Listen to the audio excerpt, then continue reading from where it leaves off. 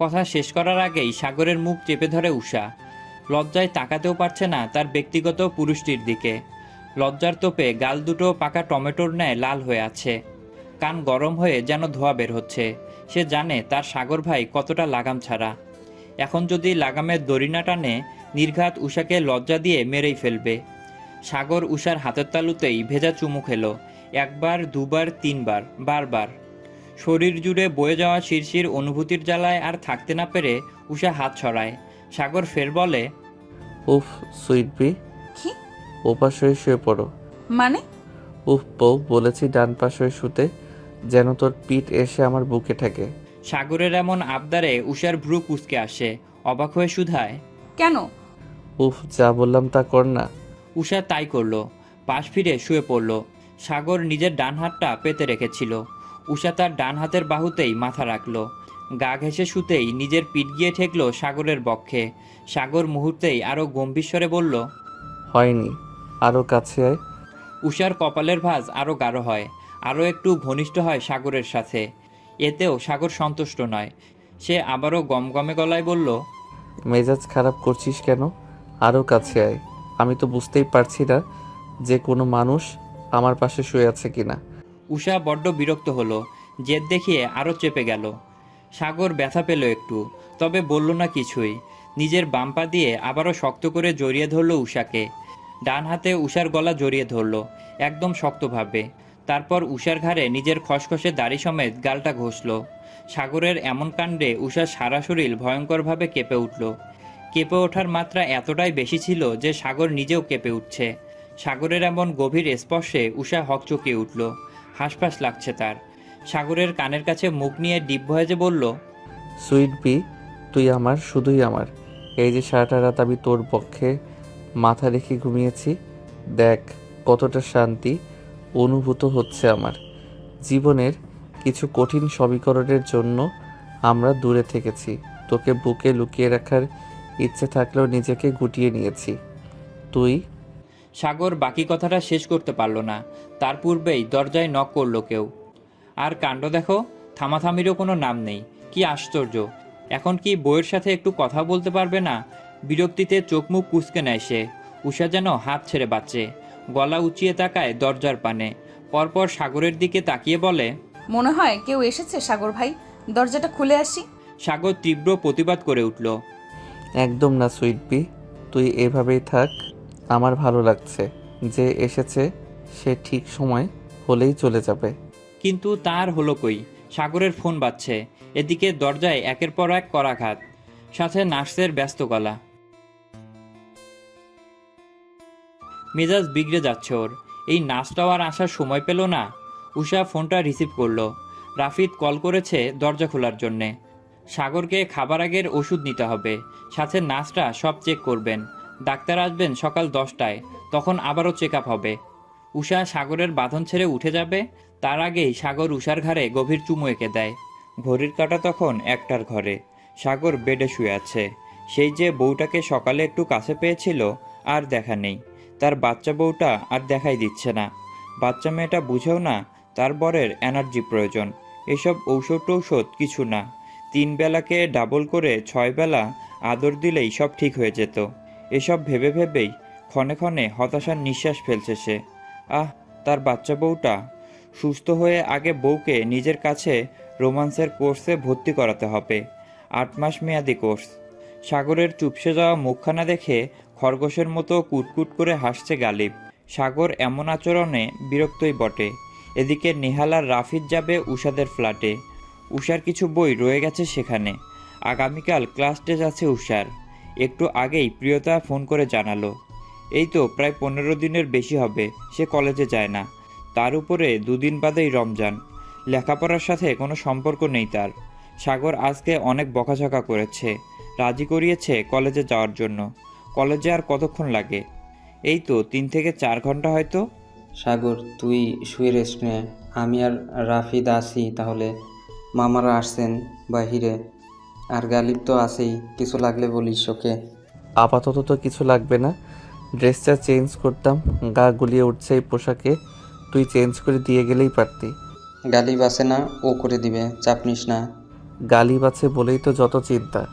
শালা আমার মান ইজ্জত না মেরে দেয়। গালিব দুষ্টু হেসে বলে। এত ভয় পাচ্ছিস কেন বাপ? সমস্যা আছে নাকি কোনো? সাগর দাঁতে দাঁত চেপে তাকায় নেহালের দিকে, অগ্নিদৃষ্টি নিক্ষেপ করে বলে।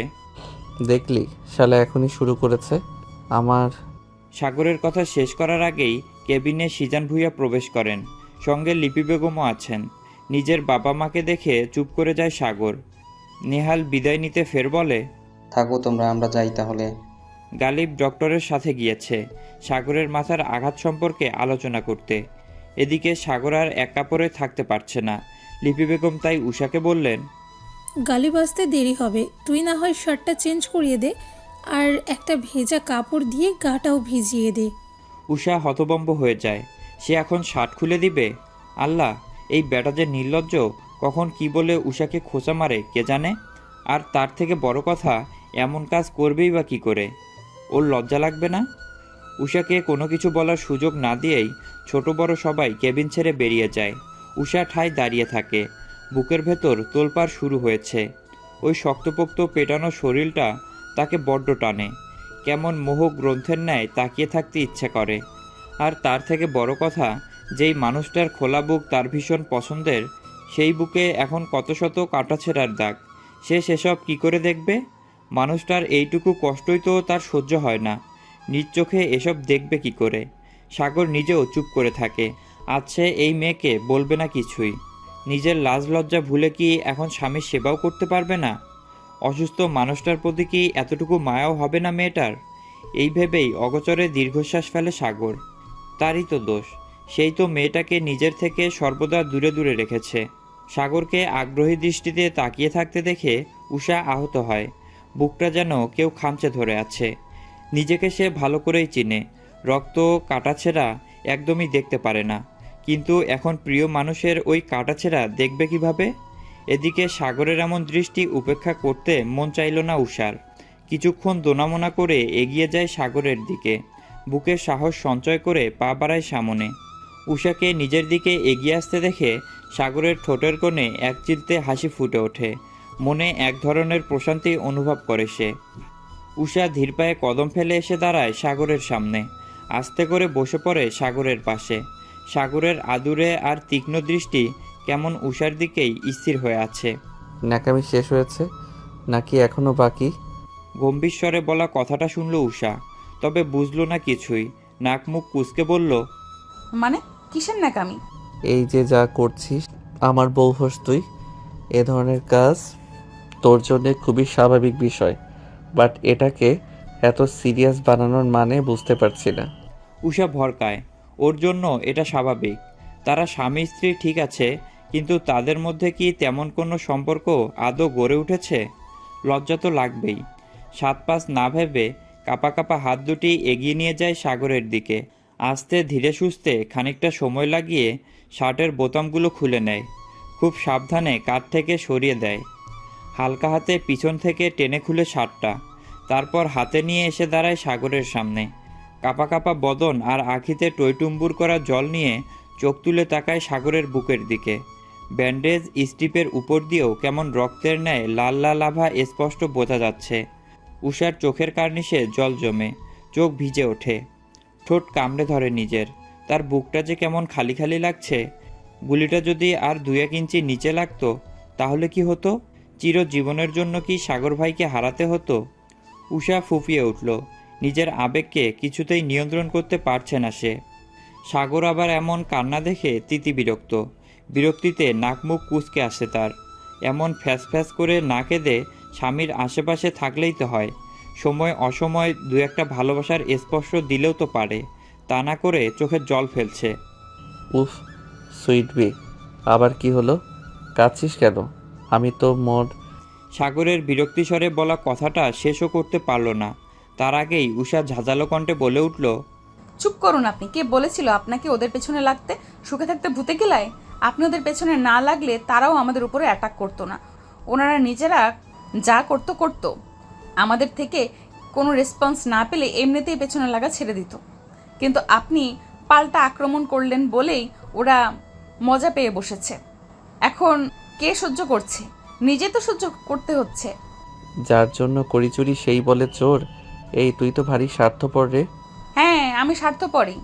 আমাকে এখন স্বার্থপর বলছেন কেন? আমি কি আপনাকে বলেছিলাম ওদের সাথে লড়তে?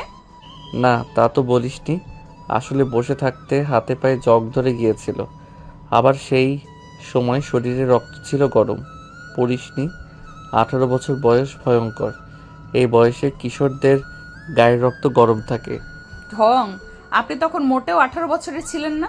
সাগর বিরক্ত হলো ভীষণ, আবার মুখে মুখে কেমন তর্ক করছে। মনের বয়সী বড় বয়স সুইটপি। এই কি রে, কি সমস্যা তোর? তেজ দেখাচ্ছিস কেন? মুখটা বন্ধ রেখে যা করতে বলা হয়েছে তা কর না। কতক্ষণ এভাবে কাপড় ছাড়া থাকতে হবে? এভাবে দেখতে যদি ভালো লাগে তাহলে সাথে হয়েছে হয়েছে, চুপ করুন প্লিজ, চুপ করুন। আমি করছি। সাগর ঠোঁট টিপে দুষ্টু হেসে বলে। কি করছিস? আপনার শরীরটা মুছে দিচ্ছি আমি। সাগরের চোখে মুখে দুষ্টুমি খেলা করছে। এই বেটা যে তার নাজেহাল অবস্থা না করে ছাড়বেই না তা উষা ভালো করেই জানে। উষা ছোট্ট একটা রুমাল ভিজিয়ে নেয়। সেটা নিয়ে প্রথমে সাগরের মুখে এবং পরবর্তীতে সারা শরীরে হালকা করে মুছে দিতে থাকে। সাগরের চোখে মুখে এক ধরনের প্রশান্তি ফুটে উঠেছে। মনে হচ্ছে সে বিশ্ব জয় করে ফেলেছে। ঠোঁটের এক কোণে আলতো কামড়ে দুষ্টু হাসি ফুটানো। উষা সেই হাসি এবং গম্ভীর দৃষ্টি উপেক্ষা করেই নিজের কাজ বহাল রাখছে। মাঝে মাঝে আর চোখে তাকাচ্ছে নির্লজ্জ লোকটার দিকে। উষা নিজের কাজ শেষ করে জায়গা ছেড়ে উঠে দাঁড়ায়। ব্যাগ হাতড়ে আরও একটা শার্ট বের করে আনে, সি গ্রিন কালারের শার্টটা। উষা লক্ষ্য করেছে এই কালারটাতে তার সাগর ভাইকে দারুণ মানায়। আর হাতের কাছে যেহেতু পেয়ে গেছে তার জন্যই সুবিধা হলো। যদিও শার্টটা কমফোর্টেবল না, কিন্তু সাগরের বাম হাতটা গলার কাছে এনে বুকের উপরে রাখা। চারপাশে মোটা কাপড়ের একটা স্লিং ঘাড়ের উপর চাপ দিয়ে হাতটাকে স্থির করে বেঁধে রেখেছে, যেন যন্ত্রণা কম হয়। নড়াচড়া করলেই তো ব্যথা বাড়বে। আর এই অবস্থায় শার্ট বেস্ট অপশন, পরতে বা খুলতে তেমন হ্যাসেল পোহাতে হয় না। উষা ধীরে ধীরে সাগরকে শার্টটা পরিয়ে দিল, যদিও হাতে ব্যথা পাচ্ছে সে খুব, কারণ এখন তো স্লিং থেকে হাতটা সরানো। তাই উষার শার্টটা পরানো হলে হাতটা আবারও বুকের উপর তুলে দেয় আগের মতো। নিজের কাজ শেষ করে উষা উঠে দাঁড়ায়। সাগরের জন্য স্যুপ আনবেন, প্লাস গালিব ভাইয়া এসে প্যান্ট চেঞ্জ করে দিবেন। উষা উঠে দাঁড়াতেই সাগর খপ করে উষার হাতটা ধরে ফেলে। জিজ্ঞাসু দৃষ্টিতে সাগরের দিকে তাকায় উষা। কোথায় যাচ্ছিস? আপনার জন্য স্যুপ আনতে। সাগর উষার হাত টেনে আরও একটু কাছে আনে। ছেলেটার চোখে মুখে যে দুষ্টুমি খেলা করছে তা উষা ঢের বুঝতে পারছে। সাগর আস্তে করে উষার ধরে রাখা হাতটা শার্টের উপর দিয়ে প্যান্টের উপরে রাখে। উষার চোখ দুটি এবার রসগোল্লার মতো হয়ে যায় সাগরের এহেন কার্যে, কিন্তু সাগর নির্বিকার। মেয়েটার হতভাগতা যেন তাকে স্পর্শই করতে পারছে না। সে কেমন দুষ্টুমির স্বরে বলে, তাহলে আমার প্যান্টটা চেঞ্জ করবে কে? কাজ শেষে সে তুই যেখানে ইচ্ছে সেখানে যা, তার আগে আমার প্যান্টটা চেঞ্জ করে দিয়ে যা। উষা হাত মুচড়াতে থাকে। মেয়েটার চোখে মুখে স্পষ্ট অবাকতার ছাপ, সাথে লজ্জার আভাস। কেমন হাসপাস লাগছে তার। উষা চাইছে প্রচণ্ড রেগে যেতে এবং সাগরকে কড়া কিছু কথা শোনাতে, কিন্তু পারছে না। তার রাগ লাগছে না, মনে হচ্ছে এটাই স্বাভাবিক। কিন্তু কি আশ্চর্য, কি নির্লজ্জ চিন্তাভাবনা তার। না না, এটা কিছুতেই উষা হতে পারে না। উষা কিছুটা মেকির রাগ দেখিয়ে বলল, নির্লজ্জ কোথাকার, এতটা অসভ্য আপনি। আমি আগে কেন টের পাইনি? আগে এমন কিছু হয়নি তাই। সাগরের দাঁত কেলিয়ে বলা কথাটা যেন উষার সহ্য হলো না। হাত ছাড়ানোর জন্য ব্যর্থ চেষ্টা চালাচ্ছে সে। এর মাঝেই গালিব এসে উপস্থিত হয় সেখানে। ছেলেটার মুখটা কেমন থমথমে। আগের সেই দীপ্তি, উজ্জ্বলতা, জৌলসতা কিছুই যেন নেই, কেমন শুকিয়ে আছে। সাগর অবশ্য সকালেই ছেলেটাকে তীক্ষ্ণ দৃষ্টিতে পরখ করেছিল। কিছু একটা গড়বড় যে হয়েছে বেশ বোঝা যাচ্ছে। কি হচ্ছে এখানে? আবার কি নিয়ে ঝগড়া করতেছিস তোরা? গালিবের স্বর কর্ণকুহর হতেই সাগর আস্তে করে উষার হাতটা ছেড়ে দেয়। সে তো সিরিয়াসলি কথাটা বলেনি, জাস্ট ফান করতেই বলেছে। তার নিজেরও অকওয়ার্ড লাগবে উষার সামনে। ছাড়া পেতেই উষা ঝড়ের গতিতে এগিয়ে যায় দরজার দিকে। গালিবটা দেখে নিঃশব্দে হাসে। সে বেশ বুঝতে পারছে তার বন্ধু মেয়েটাকে জ্বালাচ্ছে প্রচুর। উষার দৌড় দেখে গালিব হালকা হেসে বলে, আস্তে পড়ে যাবে কিন্তু। তুই ওকে কি বলেছিস সাগর? মেয়েটা যে এভাবে পালালো কেবিন থেকে। তেমন কিছু না, আগে বল তোর হঠাৎ কি হয়েছে, মুখটা চুপসে আছে কেন? সব ঠিক আছে তো? গালিব বিড়বিড় করে বলে। কিছু ঠিক নেই দোস্ত। বিড়বিড় করে বললেও কথাটা সাগর শুনতে পায়। সে ভ্রুকুচকে তাকিয়ে আছে গালিবের দিকে। ছেলেটার মন বুঝার চেষ্টা করছে। মানে ঠিক নেই কেন, কি হয়েছে? দোস্ত প্রিয়তা, প্রিয়তা কি করেছে? সে অন্য কাউকে ভালোবাসে। মানে what do you mean by she loves another one? Can you explain it? গালিবার কথা বাড়ায় না, গড়গড় করে বলে দেয় গতকালকে প্রিয়তার বলা সমস্ত কথাগুলো। সাগর দীর্ঘ নিঃশ্বাস ছেড়ে বলে, এটা হওয়ারই ছিল। এই এইজটা খুবই ভয়ঙ্কর। এই সময় এসে ছেলেমেয়েরা বুঝে না তাদের কি করা উচিত। মনে রং বেরঙের প্রজাপতি উড়ে তখন। চাইলেই যে কোনো ছেলে অল্প একটু এফোর্ট দিয়ে মন জয় করে নিতে পারে, কারণ সেই সময় তাদের ঠিক ভুল বা ভবিষ্যতের কথা মাথায় থাকে না, সেই বুদ্ধিও কাজ করে না। এখন প্রিয়তা তার ভুলটা বুঝতে পারছে কিনা সেটা আসল বিষয়। বাট তার আগে বল তুই কি করতে চাইছিস? গালিব শান্তদৃষ্টিতে তাকালো বন্ধুর দিকে। ছেলেটা ভীষণ ভেঙে গেছে, তা তার চোখ দেখেই বোঝা যাচ্ছে। এমন নির্লিপ্ততা গালিবের সাথে যায় না। কি করব? শুরু থেকে সম্পূর্ণটাই রবের উপর ছেড়ে দিয়েছি। সে যদি আমার রিজিকে থাকে তাহলে 7 সমুদ্র পার হয়েই আমার কাছে আসবে, আর না থাকলে তো নাই।